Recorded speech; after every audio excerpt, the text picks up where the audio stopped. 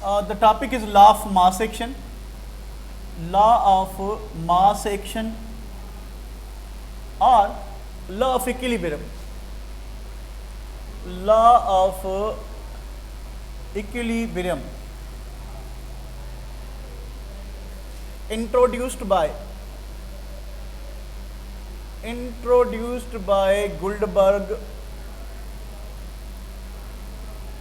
Guldberg and Wage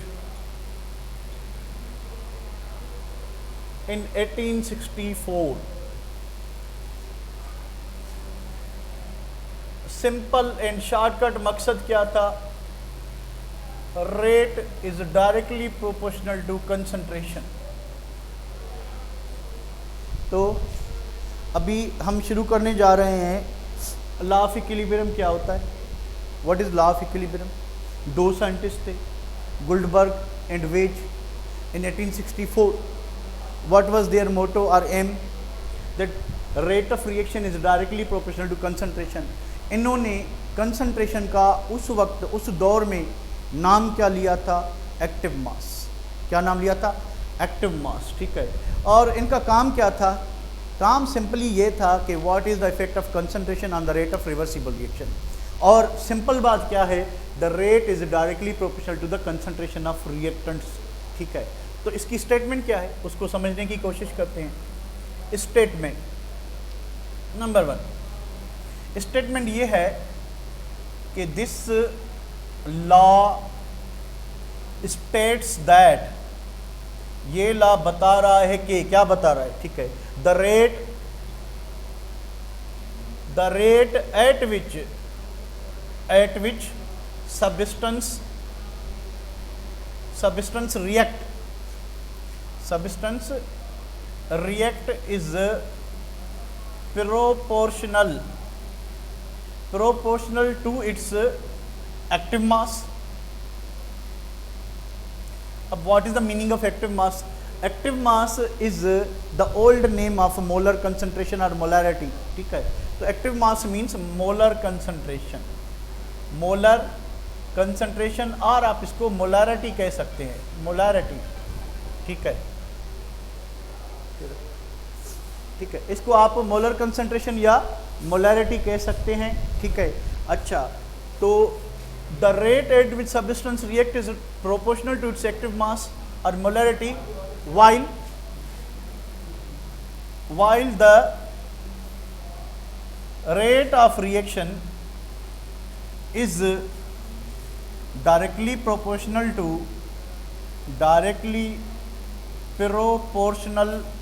to product of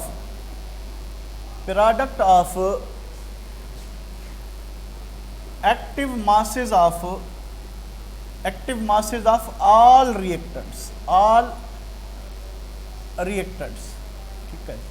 तो ये इसकी स्टेटमेंट है, इसको समझने की कोशिश करते हैं। ठीक है, एक मरतबा पढ़ लीजिए आप।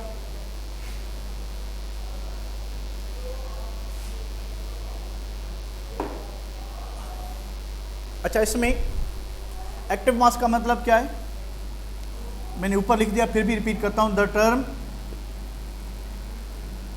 Active mass means molar concentration. तो यूनिट इसका क्या होना चाहिए? मोल पर डीएम क्यूब, और आप मोल पर लीटर यूज कर सकते हैं। ठीक है, पादर यूज कर सकते हैं। The term active mass means molar concentration, mole per DM cube. ठीक है। अच्छा, इसके बाद और क्या चीज है? The active mass means concentration is placed in square bracket कि हमने इस एक्टिव मास को स्क्वायर ब्रैकेट में रखना है, और इसके ऊपर जो पावर लगेगा, जो एक्सपोनेंट लगेगा, वो वही होगा जो हम कोएफिशिएंट इक्वेशन को बैलेंस करने के लिए यूज़ करते हैं, वो पावर लगेगा। ठीक है। अब इसकी स्टेटमेंट को समझने की कोशिश करते हैं हम एक जनरल इक्वेशन का सहारा लेके। Consider a general reversible reaction, कि हम एक जनरल रिवर्सिबल रिएक्शन ले रहे हैं। फॉर एग्जांपल कि MA plus NB is equal to XC plus YD plus YD। अब इस इक्वेशन को पढ़ेंगे कैसे, समझेंगे कैसे कि M moles of A react कर रहे हैं N मोल ऑफ B से, बन क्या रहा है X moles of C and Y moles of D। तो ये लॉ क्या कह रहा है कि ये जो A है अकेला रिएक्टेंट, देखें ये इसका फर्स्ट पार्ट है, the rate at which substance react, यानी एक रिएक्टेंट जो है, एक सब्सटेंस, ठीक है, react is proportional to its active mass, यानी A की जो रिएक्टिविटी है, the reactivity of A is directly proportional to the concentration of A। इस लॉ का फर्स्ट पार्ट यही कहता है कि ये जो एक रिएक्टेंट है इसकी रिएक्टिविटी इसकी अपनी कंसंट्रेशन पे डिपेंड करेगी कि इसकी कंसंट्रेशन कितनी है।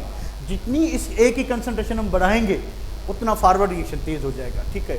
अच्छा, उसके बाद the reactivity of B is directly proportional to the concentration of B.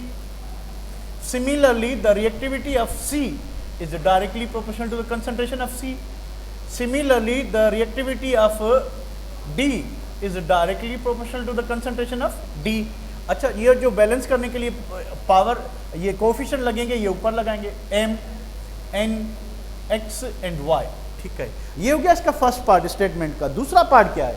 The second part is that के टू इट्स एक्टिव मास, यानी ये फर्स्ट पार्ट हो गया, while the rate of reaction is directly proportional to product of active masses of all reactants। कि ये जो reactant है, for example इसको मैं थोड़ा इधर आइसोलेट कर दूं कि रेट ऑफ फॉरवर्ड रिएक्शन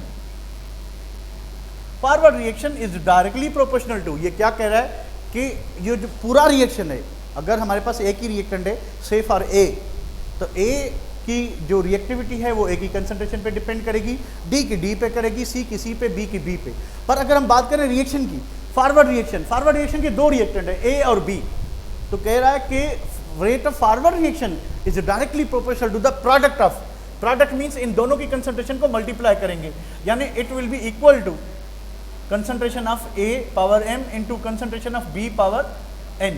कि rate of forward reaction is directly proportional to the concentration of a into concentration of b।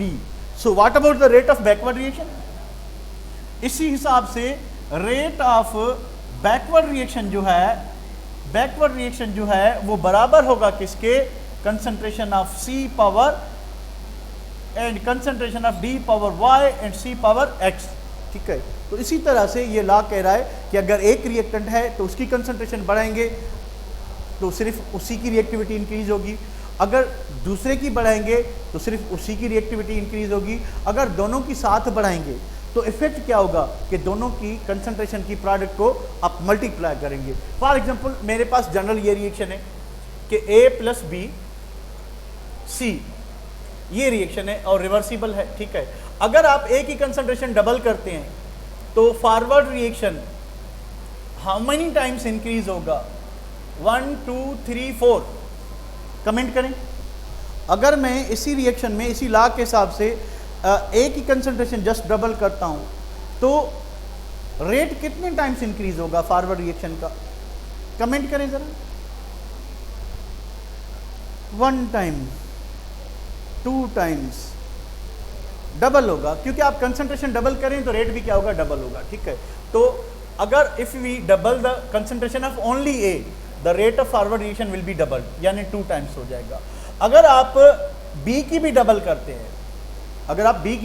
हैं, तो फॉरवर्ड रिएक्शन के दो रिएक्टेंट हैं, इसकी भी डबल किया आपने, इसकी भी डबल की, ठीक है। तो दोनों का कंबाइन इफेक्ट क्या होगा? 2 × 2 इज 4 टाइम्स, रेट आपका 4 टाइम बढ़ जाएगा, ठीक है। रेट क्या बढ़ जाएगा? 4 टाइम।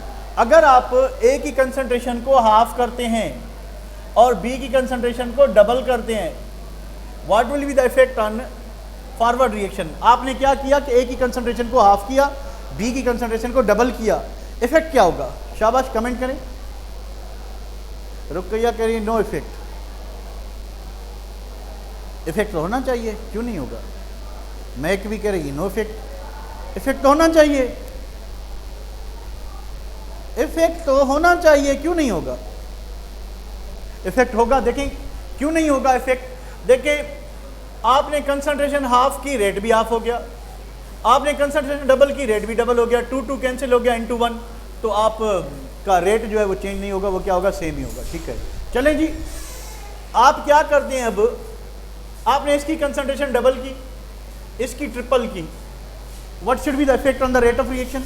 रेट कितने टाइम्स बढ़ना चाहिए? शाबाश, आपने ए की कंसंट्रेशन डबल की, बी की ट्रिपल की, तो आप क्या करेंगे कि 2 into 3 करेंगे कि ए का इफेक्ट क्या होगा, ये लाभ बता रहा है कि ए की रिएक्टिविटी, ए की कंसंट्रेशन, आपने ए की कंसंट्रेशन डबल की, आपने ए की कंसंट्रेशन डबल की तो रेट क्या हो गया, डबल। ठीक है, अच्छा बी की कंसंट्रेशन आपने ट्रिपल की, रेट क्या हो गया, ट्रिपल। तो अब दोनों का कंबाइंड इफेक्ट क्या होगा कि दोनों की कंसंट्रेशन को मल्टीप्लाई करेंगे, 2 into 3,